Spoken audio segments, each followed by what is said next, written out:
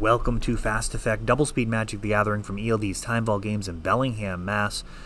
Here we have Pyle Souza on Hogaak leading out with fetching for a Underground Sea. John's going to be on Elves, and on the draw this is going to be quite a tall order versus this really kind of combo aggro deck. It is a beatdown plan. You are turning creatures sideways, but it assembles those creatures unlike anything else in the meta.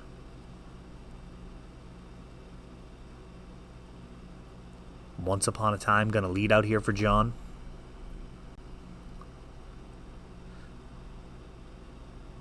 Sees some options. Wirewood Symbiote, usually a tremendous card in both accelerating and protecting your cards. It can be part of an engine along with Elvish Visionary as well, allowing you to draw extra cards. You can actually pick that up on your turn and your opponent's turn, and Heritage Druid for the first turn means John might have a really good second turn if you can have some Nettle Sentinels and some other accelerants, perhaps a Gaia's Cradle. Fetch land, bringing back the Bloodghast.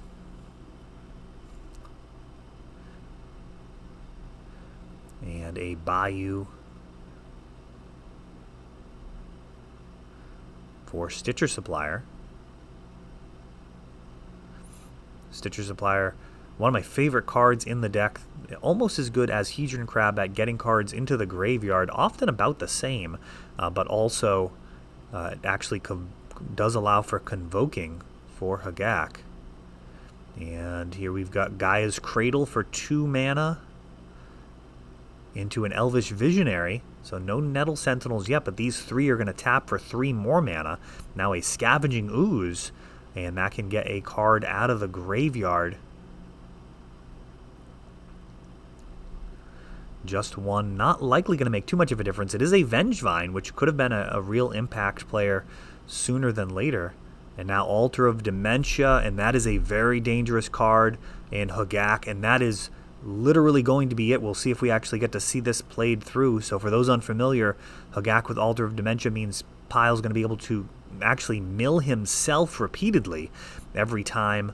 Once he gets Bridge from Below's into the graveyard, he's going to start getting extra bodies, be able to keep casting the Hogaak, and then eventually when he's done with all of that, he'll be able to mill out John as well. John not willing to give up information from his deck in all likelihood, as when you're getting milled, your opponent's going to learn all of your Game 1 secrets.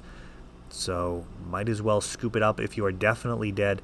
2 Bridge from Below is kind of the break-even point. Once you hit 4 Bridge from Below, you're actually netting bodies on board, so you actually don't have to exile as many cards from your graveyard. And from there, it's just sacrificing Hogaak a few more times to mill your opponent out.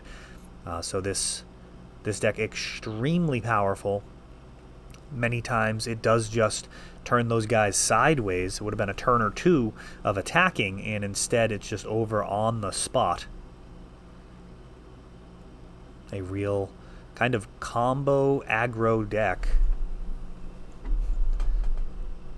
Doesn't have too much in the way of control elements, so it does have discard, which is nice.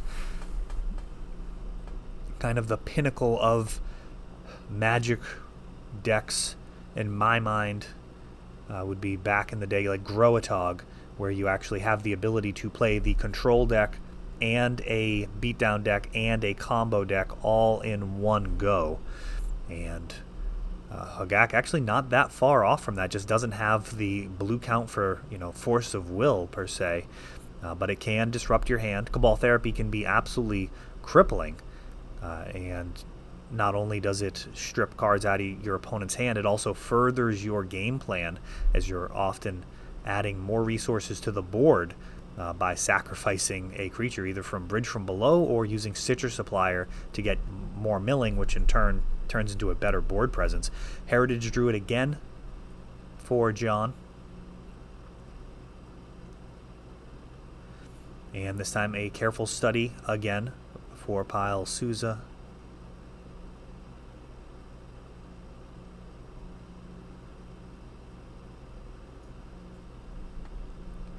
Pyle originally got the moniker playing Check Pyle a lot. Now lured to the dark side with Hogaak. And Hedron Crab gonna mill 6 cards.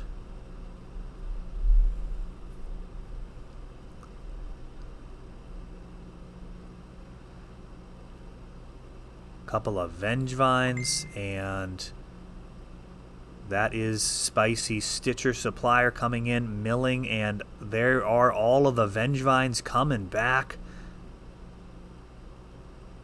Hogaak being cast, and that is a wrap. A couple of extremely explosive games here for Pyle Souza, showing the power of Hogaak in this graveyard strategy that you need to be prepared for, or you will be losing to it. That is all for this one, but don't worry, there is a lot more. You can check out our older videos, and we're always putting out new videos from ELVES Time Vault games in Bellingham, Massachusetts. If you want to help the channel, of course, you can like, subscribe, share, tap that notification bell so you can know the next time our new videos come out. Thanks for watching.